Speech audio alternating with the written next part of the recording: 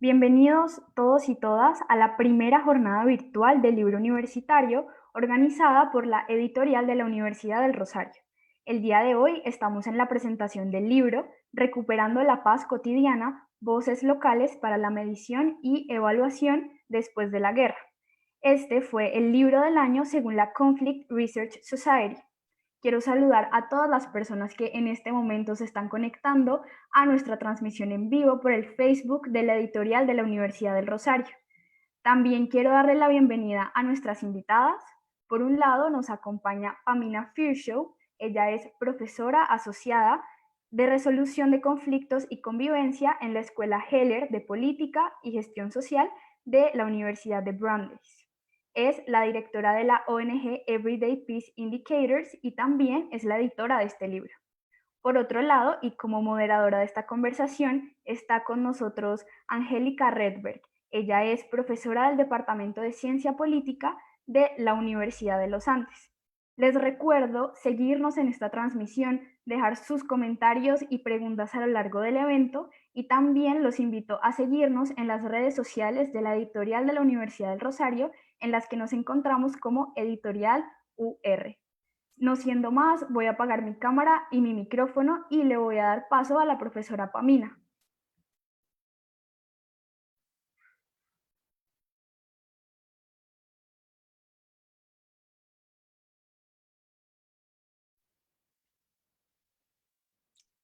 Buenos días.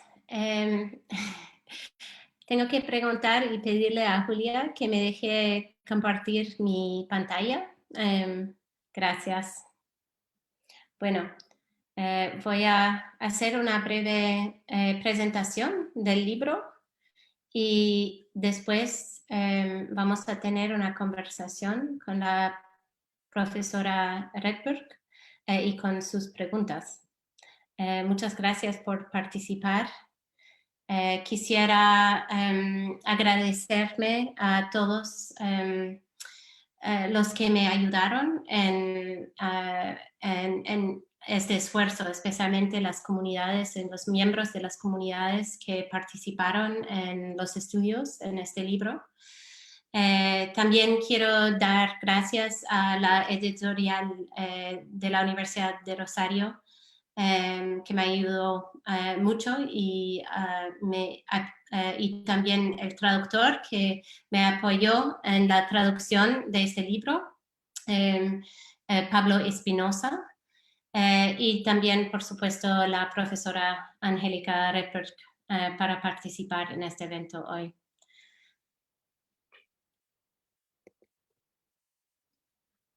Bueno, voy a empezar.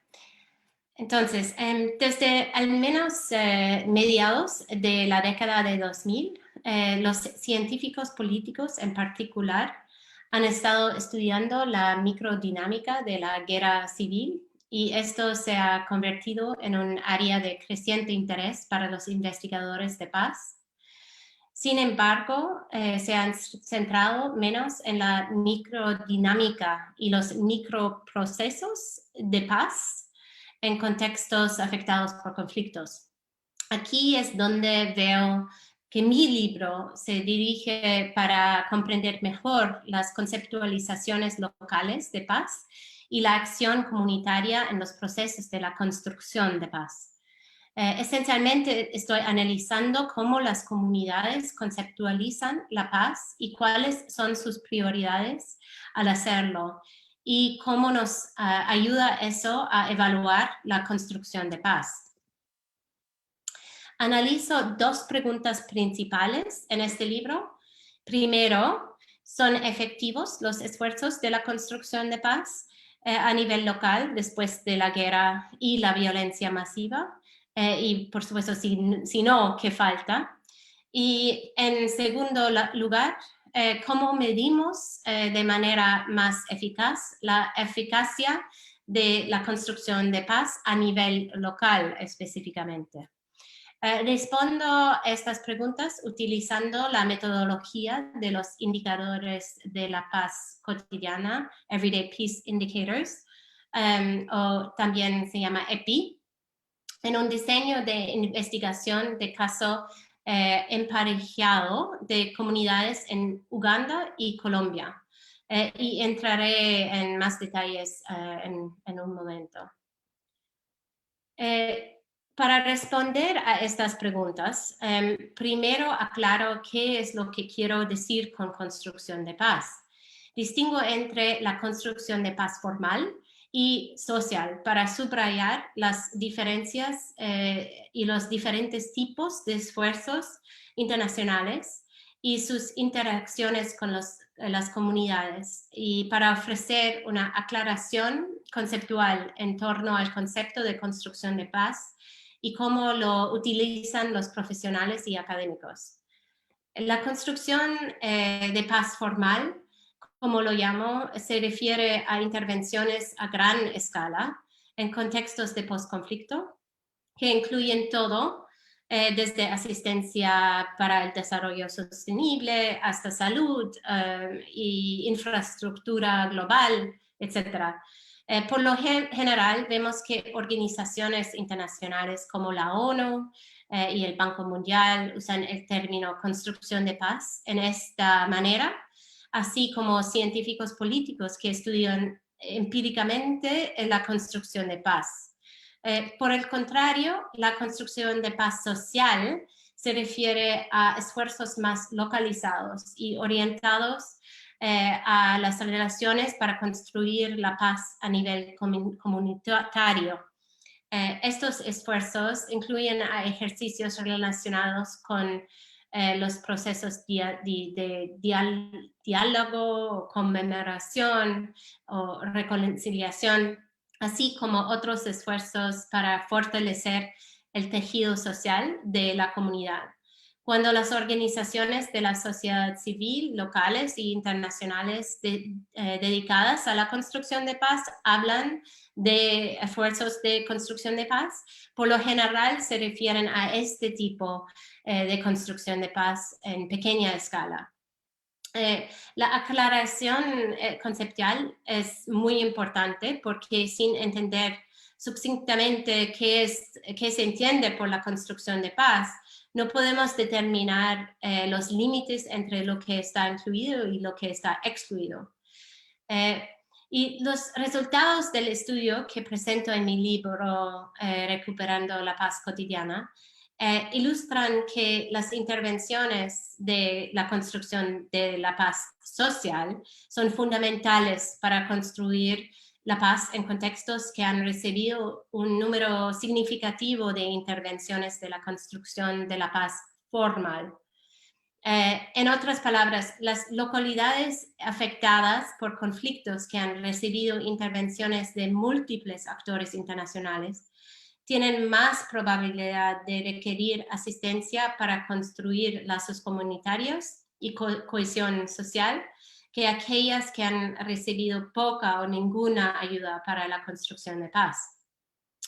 En contextos en los que ha habido intervenciones de la construcción de la paz formal, lo que encontré era que no era probable que las sociedades fueran más en paz, según sus propios indicadores de paz generados por la comunidad, que aquellas con poca o ninguna intervención. Pero les voy a demostrar primero cómo llegué a estas conclusiones. Medir la microdinámica de la paz no es una tarea fácil. A diferencia de la microdinámica de la guerra civil, no hay eventos concretos que medir, como muertes en batalla o heridos o movimientos de grupos rebeldes.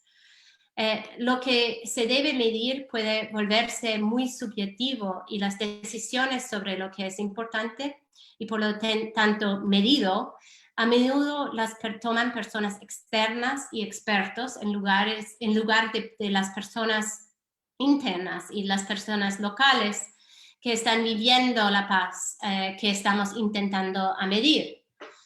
Por lo tanto, presento y pongo en práctica una metodología, la metodología EPI, que co-creé con mi colega, el profesor Roger McGinty, y de la Universidad de Durham. en Inglaterra. EPI se basa en la idea que los miembros de la comunidad son los que están en mejor posición para identificar cambios en sus circunstancias, en lugar de depender de expertos externos para identificar indicadores para ellos. También se basa en la idea de que la paz y el conflicto o la seguridad o el desarrollo o reconciliación, etcétera, se vive y se personifica al nivel local. Al reunir experiencias y mediciones localizados, EPI intenta construir puentes entre las divisiones epistemológicas y metodológicas en las ciencias sociales. Los desafíos con un proceso de arriba hacia abajo de generación de indicadores y medición cuantitativa se reflejan en los debates entre los interpretivistas y los positivistas, donde los interpretivistas generalmente están más preocupados por capturar todos los atributos de un concepto, así como por la relatividad de los conceptos, mientras que los positivistas están más preocupados por lo que es medible, generalizable y identificado como perteneciente al contenedor de los datos, de datos conceptuales. Ahora, obviamente, estos contrastes son una especie de caricatura, ¿no? Y me doy cuenta, por supuesto, de que hay muchas generalizaciones y grises entre estos enfoques, sin mencionar, por ejemplo, enfoques de métodos mixtos o estudios de métodos mixtos. Pero en general, estas son algunas de las principales tensiones metodológicas que existen entre los académicos que trabajan desde puntos de vista positivista y interpretivista y representan los puentes potenciales que construyen los indicadores cotidianos.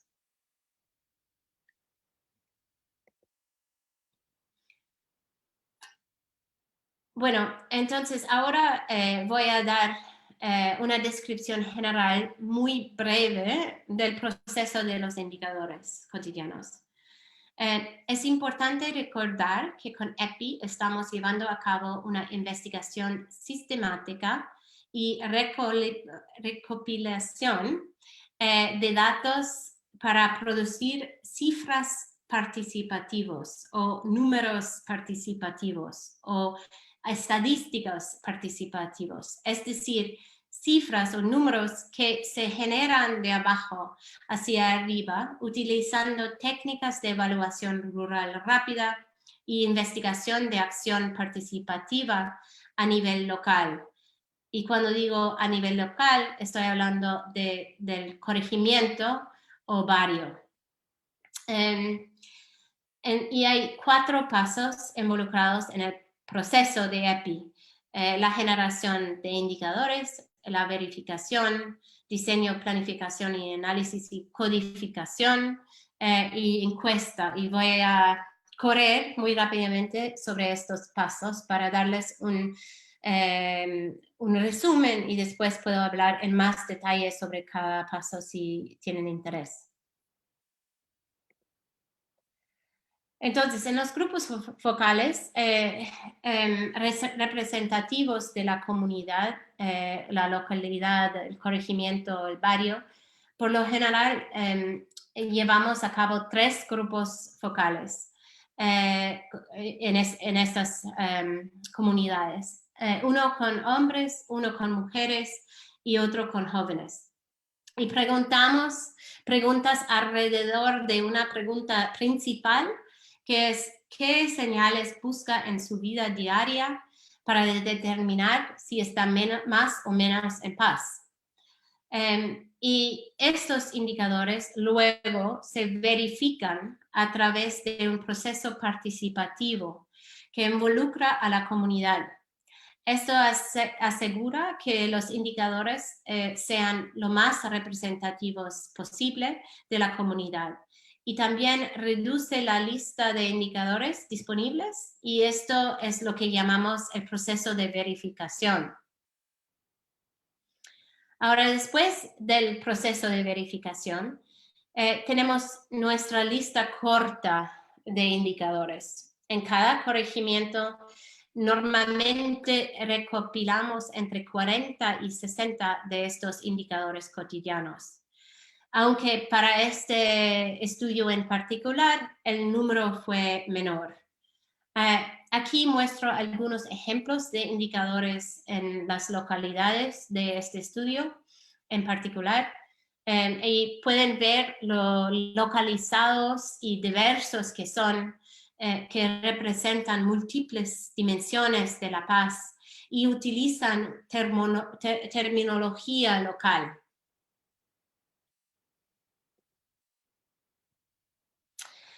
Los indicadores individuales se pueden analizar por sí mismos para decir cosas específicas sobre cómo la gente conceptualiza la paz en su localidad o para abordar las preocupaciones de la comunidad. Pero a menudo son muy específicos y es difícil ver el bosque por los árboles. Por lo que codificamos los indicadores en categorías para obtener una imagen más amplia de las necesidades y prioridades de una comunidad. Y este proceso también puede ayudar al gobierno o a la sociedad civil o a los actores internacionales a planificar la programación y las evaluaciones de necesidades en las localidades. Y las categorías son inductivas, entonces creamos estas categorías en un proceso inductivo y se crean utilizando el análisis del contenido de los propios indicadores. Entonces, las categorías pueden cambiar según el contexto o el propósito. Y aquí hay algunos ejemplos de categorías y pueden ver los varios libros de código en el sitio de web, incluyendo el libro de código para este libro.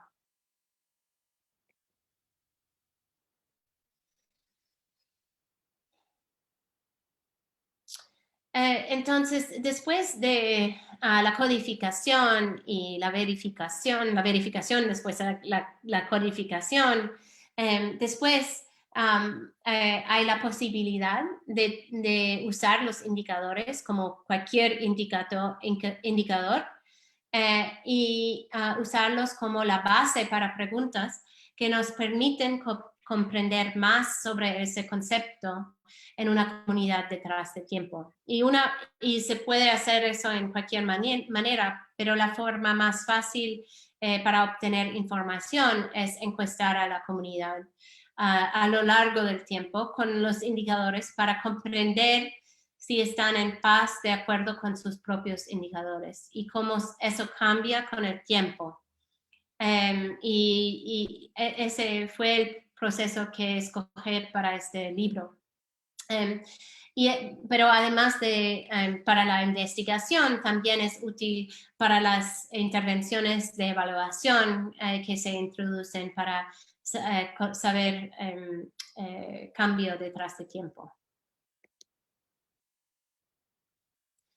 Entonces, volviendo más específicamente al libro, además de los grupos focales en el proceso de EPI, para el libro realicé más de 100 entrevistas en profundidad y recopilé datos de encuestas longitudinales, no sé cómo decir esa palabra bien, pero algo, bueno, ya saben, durante 3 años, a través de 3 años, para un total de 2.038 encuestas, y las encuestas de hogares se realizaron cara a cara, utilizando aplicaciones de encuestas de teléfonos móviles y consistieron en datos demográficos, preguntas sobre intervenciones en cada comunidad y las preguntas basadas en los indicadores de paz cotidiana. Y los datos se recopilaron de 2013 a 2016. El estudio se realizó en 2 corregimientos de casos emparejados en Uganda y 2 corregimientos de casos emparejados en Colombia. Ambos corregimientos tenían los mismos criterios que voy a repasar brevemente ahora usando el ejemplo de los pueblos colombianos. Entonces voy a dar el ejemplo del diseño de la investigación usando solamente los corregimientos en Colombia. Elegí los países por tácticas similares elegidos por los combatientes y el compromiso del Estado con las comunidades. Ambos contextos tenían altos niveles de sospecha, colaboración y denuncia entre civiles, combatientes armados y actores estatales. Y también las masacres en los corregimientos en los 2 países ocurrieron aproximadamente en el mismo periodo de tiempo, al igual que las intervenciones de la construcción de paz. Los corregimientos de cada país tenían características demográficas, historias de violencia y desplazamiento, composición religiosa y étnica, lo más similares posible. Pero lo que fue la gran diferencia era los niveles muy diferentes de intervención externa después de los hechos violentos. Los corregimientos se parecen por sus similitudes en todo menos en la cantidad de intervención, con el objetivo de emparejar los corregimientos que tuvieron poca o ninguna intervención con los corregimientos que recibieron enormes cantidades de intervención externas, lo que resultó en la reputación entre la comunidad internacional, pero también en Colombia, en el caso de El Salado, de comunidades de laboratorios para la paz.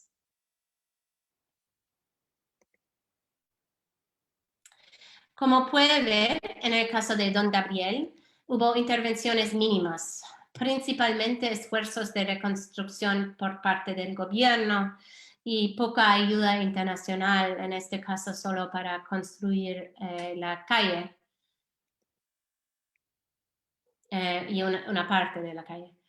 En contraste, El Salado ha visto a más de 120 actores externos implementar cientos de proyectos y es bien conocido en Colombia como laboratorio de paz.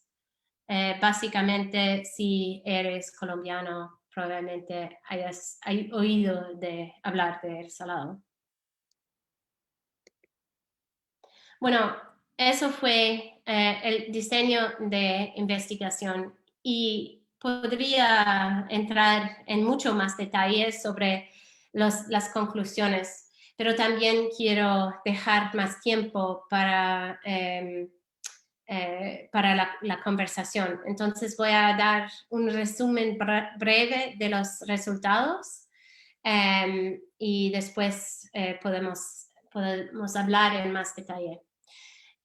Entonces, en términos de mis conclusiones, los hallazgos de este estudio muestran que en los 2 países, en Uganda y Colombia, las localidades con altos niveles de intervención priorizaron particularmente los temas sociales como la cohesión comunitaria, la interdependencia y la resolución de conflictos, más que la seguridad y el desarrollo al identificar su paz cotidiana.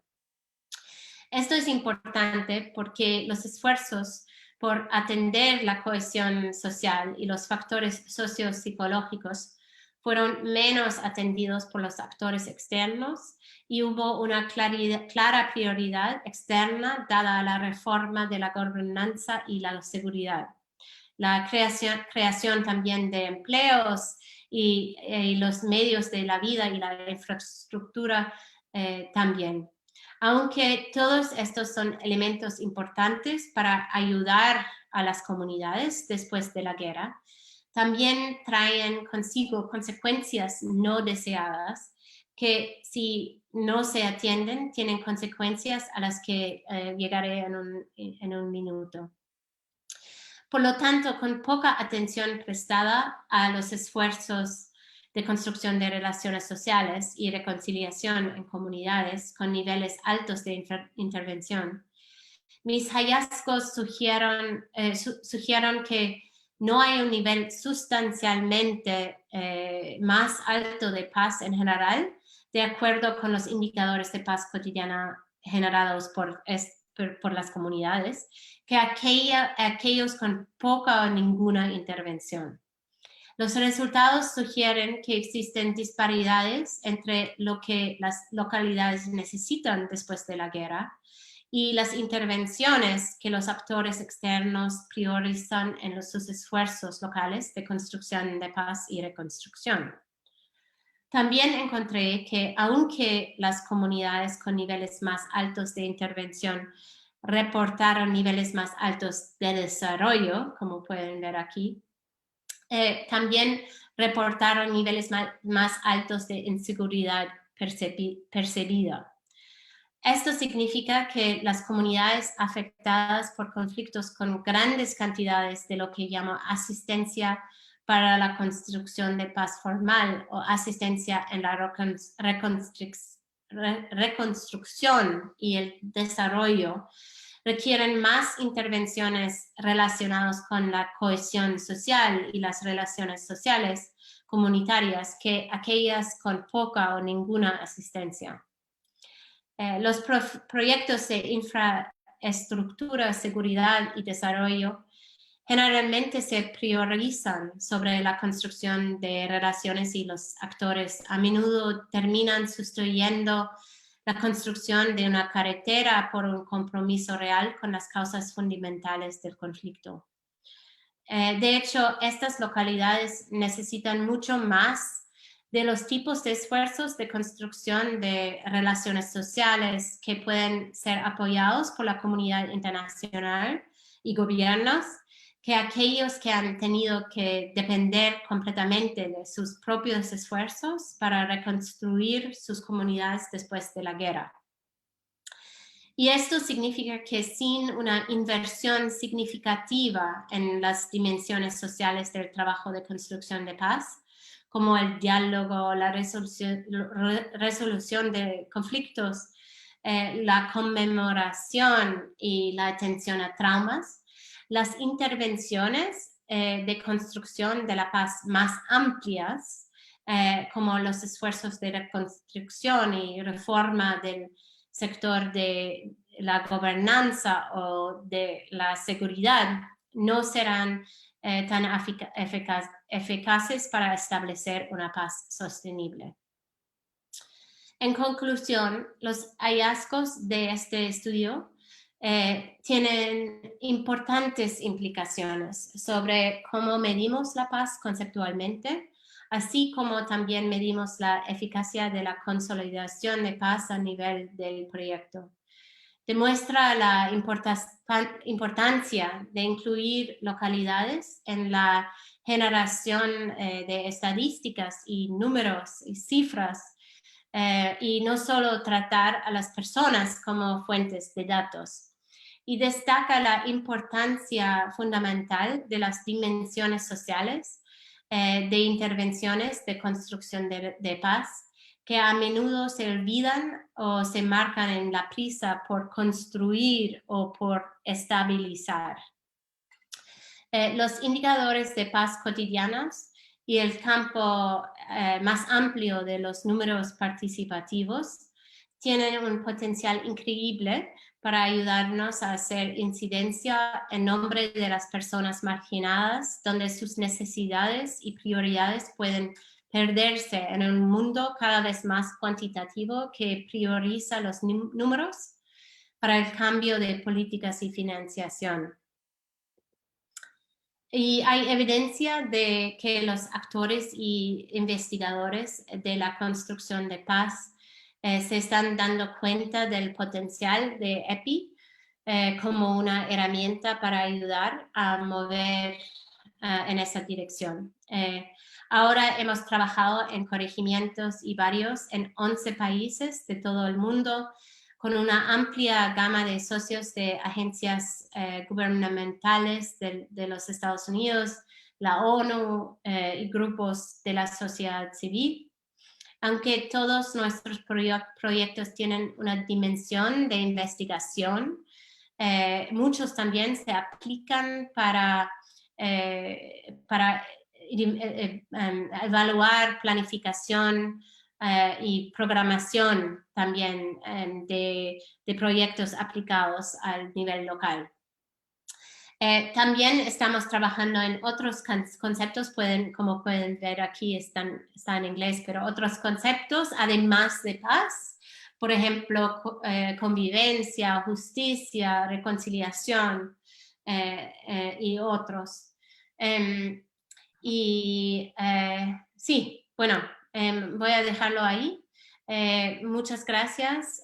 Si quieren saber más sobre el proyecto, además de esta presentación, pueden encontrar más en Twitter, que a veces también es en español, y también nuestro sitio de web que está en inglés, pero en unos meses va a también tener una traducción en español. Muchas gracias. Excelente.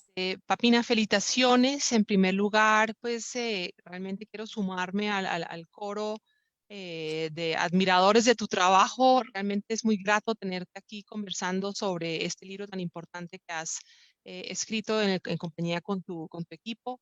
Y qué bueno que la editorial del Rosario lo haya publicado de forma tan bonita. Entonces, felicitaciones en primer lugar a ti, a la editorial y a todo el equipo que ha hecho esto posible. Nos queda un poco tiempo para un par de preguntas. Digamos, primero que nada, resaltar la pertinencia de este trabajo a la luz de la pregunta que todos nos hacemos, y es cuánto de todo lo que se hace para construir paz efectivamente genera ese resultado, ¿cierto? Digamos, porque tenemos, como decía Pamina en su presentación, y claramente su libro lo critica, muchísimas actividades desde arriba, desde las organizaciones internacionales, desde los gobiernos en los países implicados, todo eso marcado, rotulado con la idea de esto construye paz. Pero pocas veces nos preguntamos si eso se está logrando. Y ahí creo que digamos, yo quizás pensaría que algunos indicadores cuantitativos sí son útiles, pero sin duda lo que aporta Pamina y su trabajo con EPI es muy importante, valioso también, porque nos obliga a preguntarle a la gente directamente implicada si sienten que su vida mejoró, si sienten que algo importante cambió y de tal suerte que haya algo más parecido a paz de lo que había antes. En ese sentido, creo que también la metodología que han desarrollado es profundamente respetuosa con las comunidades y cómo entienden su lugar, digamos, sus responsabilidades de cara a su propio destino en los lugares que habitan. El libro es también coherente con un creciente interés en la academia de rescatar ese nivel local, comunitario en el análisis de estos problemas. Creo que por todas esas razones, porque nos muestra no solo que es importante hacerlo, sino también nos muestra cómo hacerlo.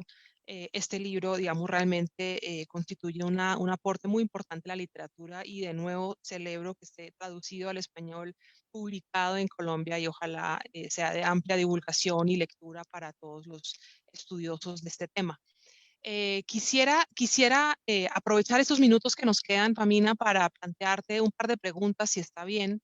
Y quisiera de pronto simplemente que nos digas una vez más por qué es tan importante entender las dimensiones de la paz cotidiana. ¿cierto? Porque si uno en Colombia mira los reportes de la Consejería de Estabilización, los reportes del Instituto Kroc, que todos ellos, digamos, aportan información sobre el paz, cómo vamos en el país, pues uno queda con la sensación de que ahí hay una serie de avances, pero ahí no hay un esfuerzo por aterrizar eso a nivel de las comunidades directamente implicadas. Y por eso quizás te pediría simplemente que reiteres una vez más en qué radica la contribución que hace esta noción de paz cotidiana a nuestra comprensión de cómo se construye paz más sosteniblemente. Sí, muchas gracias. Sí, en cuanto a las medidas de paz, en particular cuando estamos intentando medir paz, normalmente hay un énfasis más de medir paz desde un nivel más macro, ¿no? Y en particular eso es una parte de un esfuerzo de entender el impacto de proyectos y de políticas en el país, de poder saber cómo, si tienen un impacto en temas de paz como también reconciliación. Y esos esfuerzos son muy importantes para poder entender mejor las tendencias, pero también para hacer incidencia, ¿no? Para demostrar cuáles son las prioridades, dónde las políticas deben ir, a dónde deben enfocarse, ¿no? Entonces, a veces los esfuerzos de medición no son solamente para medición, muchas veces. Y eso lo vemos mucho, por ejemplo, con ¿cómo se dice? Sustainable Development Goals, los goles de desarrollo sostenible, ¿no? De la ONU. Las metas de desarrollo sostenible. Gracias. Gol es lo que hacemos en fútbol. Ah, sí, no. No, otro tema. Y porque eso es realmente mucho de la meta de esas metas, es hacer incidencia y tener también todos los gobiernos en un proyecto común, ¿no? Entonces, las medidas no siempre son sobre medir, es también para tener todos en un proyecto y avanzar sobre metas que tenemos en común. Y también para hacer incidencia hacia gobiernos y gobiernos locales, por ejemplo, en el caso de Colombia. En términos de las medidas desde abajo, el problema con las medidas más macro es que a veces no reflejan o no entienden necesariamente las prioridades o las necesidades locales. Especialmente porque están diseñados para otras metas, pero también porque muchas veces son diseñados, o siempre son diseñados de personas desde afuera, que se puede relacionar con las comunidades, pero no necesariamente significa, no necesariamente es aplicable a una comunidad en particular o a todas las comunidades. Entonces, medidas desde abajo te da más esa representatividad de las prioridades de las comunidades mismas. Y también es importante saber esas reflexiones, no solamente porque tenemos que pensar en todas las comunidades, que forman parte de un país en un proceso de paz, pero también porque queremos saber cómo se reciben los esfuerzos desde afuera, desde Bogotá, por ejemplo. Y también para dar gobiernos y la comunidad internacional y la comunidad civil más ayuda en demostrarles qué se necesita hacer en esas comunidades, cómo atenderlas. Y en ese sentido, estos esfuerzos nos dan un mecanismo que comunica de una manera sistemática y rigurosa entre las comunidades y el gobierno o la comunidad internacional o civil, para que podamos asegurar que están en coordinación. Sí, voy a dejarlo ahí.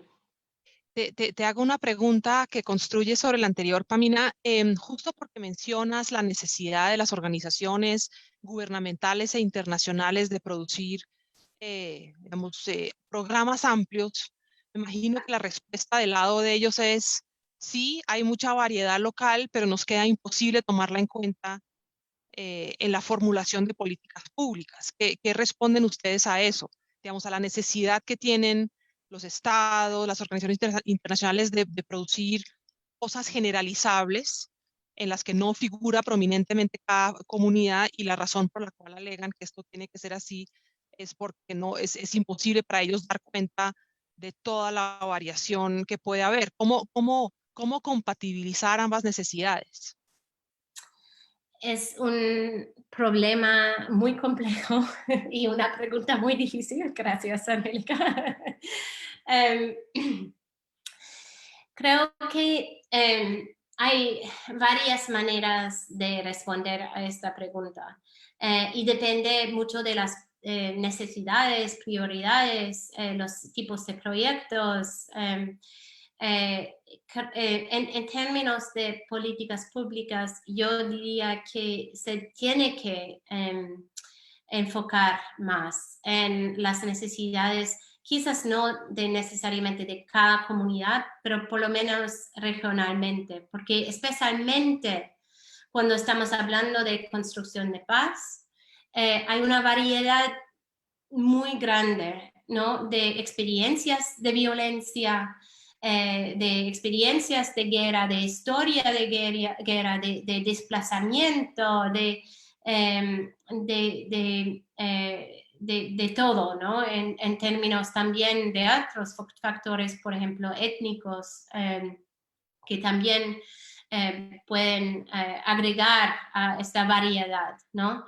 Entonces, creo que las herramientas de la política pública tienen que ser más flexibles para no necesariamente crear políticas universales, pero crear herramientas universales para poder atender a la diversidad, ¿no?, de experiencias.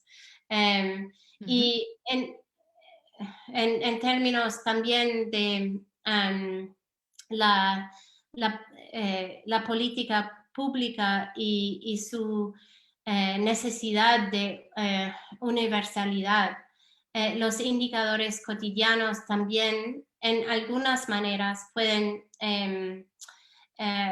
estamos pensando un poco sobre ese problema, ¿no? Especialmente al nivel región, porque como trabajamos tan localmente, no me sorprende para nada que Angélica Redberg, politóloga, me pregunta esta pregunta, porque los politólogos siempre me hacen esta pregunta, y también las organizaciones internacionales, especialmente como por ejemplo en la ONU, que es muy interesante lo que están haciendo, pero ¿cómo podemos aplicar esto, no? Y reconocemos esta tensión y esta dificultad. Entonces, una cosa que estamos mirando bueno, son dos cosas. Una es las categorías y poder escalear los indicadores un poco con las categorías, con la codificación. Y otra posibilidad que es muy interesante que hemos podido realizar en un proyecto es intentar escalear los indicadores a crear un barómetro para un grupo o para una región. Y ese es un proyecto que empezamos en Colombia con el grupo indígena de los Pasto en Nariño y Putumayo. Y estoy trabajando con dos colegas que trabajan más en estadísticas para crear un modelo de indicadores que recopilamos en comunidades, en resguardos de los pastos, para después a través de encuestas testear o hacer prueba a esos indicadores si aplican por todos los resguardos, ¿no? Por todo el grupo Pasto, para poder ver, es posible crear un barómetro desde abajo que todavía es representativo del grupo en general. Eso me lleva a otra pregunta que te iba a hacer, que es el trabajo con las comunidades. Me parece fascinante la manera en la cual ustedes se aproximan a las personas, a esas voces locales que quieren escuchar. Y en ese sentido, quizás esta pregunta es un poquito más ligera. Yo quiero que nos cuentes un poquito cómo ha sido esa experiencia, cómo los reciben las personas, qué tan dispuestos están a colaborar, qué ventajas tiene esto frente a otras formas metodológicas, qué anécdotas quizás nos puedas compartir del trabajo de campo que han venido realizando. Gracias, sí. Vemos, bueno, mucho, depende del contexto, vemos de todo. Pero eh, la mayoría del tiempo las comunidades nos reciben con brazos abiertos, ¿no? Porque trabajamos con socios locales y trabajamos en equipos donde tenemos facilitadores nacionales y después también locales. Entonces hay un lazo a la comunidad o a las comunidades, a la región por lo menos. Pero entonces no es que no nos reciben bien, pero hay instancias cuando hay mucha frustración de parte de la comunidad, por lo menos al comienzo, de hablar de estos temas. Porque en muchos de los contextos donde estamos trabajando, también en Colombia, están hartos, no quieren más hablar de temas de paz, porque aquí no hay paz, ¿por qué estamos hablando de paz? No hay paz, no existe, y se frustran, ¿no? Pero en el proceso de la generación de indicadores y en la conversación, realmente hay un... creo que es... no sé cómo se dice therapeutic. Angélica, ¿me ayudas? Terapéutico. Poético, sí, no lo puedo decir, pero bueno, eso. Es como un beneficio casi de hablar de estos temas y muchas veces me dicen después, me gustaría hacer esto más, ¿no? Y esto me lleva un poco a otro tema de que he hablado mucho, he pensado mucho con mi equipo. Y eso es que la metodología es una metodología extractiva, ¿no? Y como la mayoría de las metodologías de las ciencias sociales. Pero para nosotros depende cuánto estamos en una comunidad, ¿no? Si por ejemplo, para el trabajo de mi libro, estuve mucho tiempo en cada comunidad y no fue tan extractivo porque también desarrollé una relación con las comunidades, ¿no? A través del tiempo, a través de los pasos de la metodología, pero también a través de las entrevistas. Pero cuando se hace este proceso muy rápidamente, que se puede hacer en menos de una semana en cada comunidad, quizás no con las encuestas, pero por lo menos en la recopilación de los indicadores. Eso significa que puedes ir bien rápidamente y recopilar y irse, ¿no? Y eso lleva a un proceso bastante extractivo, que es algo que a nosotros nos preocupa mucho, especialmente cuando estamos haciendo este proceso solamente para investigación, o cuando estamos haciendo este proceso para evaluación, pero tenemos comunidades que no van a recibir intervenciones, que son como controles, comunidades controles. Entonces, cuando hacemos evaluaciones, siempre intentamos hacer más agrupaciones, entonces comunidades que reciben intervenciones a través de los indicadores y emparejados con comunidades que no reciben nada, pero más comunidades que reciben que comunidades que no reciben nada por el tema de la extracción. Y hemos también encontrado otras maneras de intentar usar la metodología como algo un poco más productivo.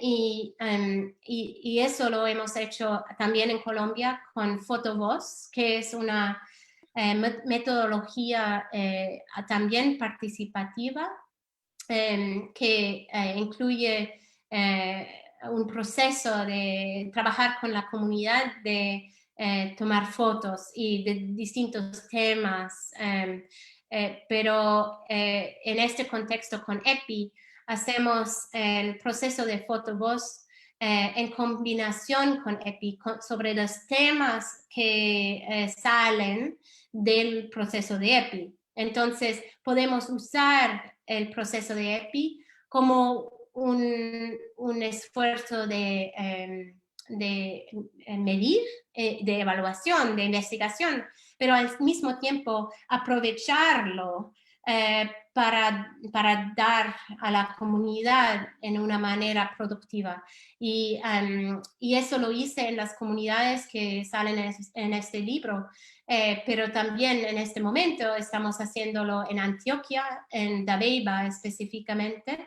Lo hicimos en Urao, en Dabeiba, en Urama, y ahora estamos entrando en Las Cruces. Auxilio, no estaba encontrando mi micrófono.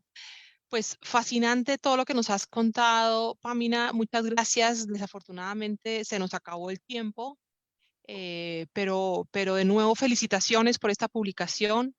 Gracias a la editorial Universidad del Rosario por invitarnos a este espacio, y doy la última palabra a Julia, que se despide a nombre del equipo acá. Muchas gracias, profesora Pamina, profesora Angélica, por acompañarnos en este evento.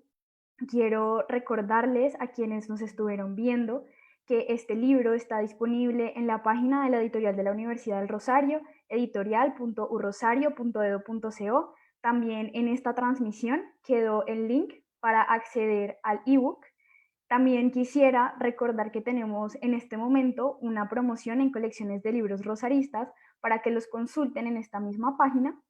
Y les recordamos, por último, que estamos en la primera jornada virtual del libro universitario. Hemos organizado eventos muy interesantes para que todas las personas puedan acceder a ellos.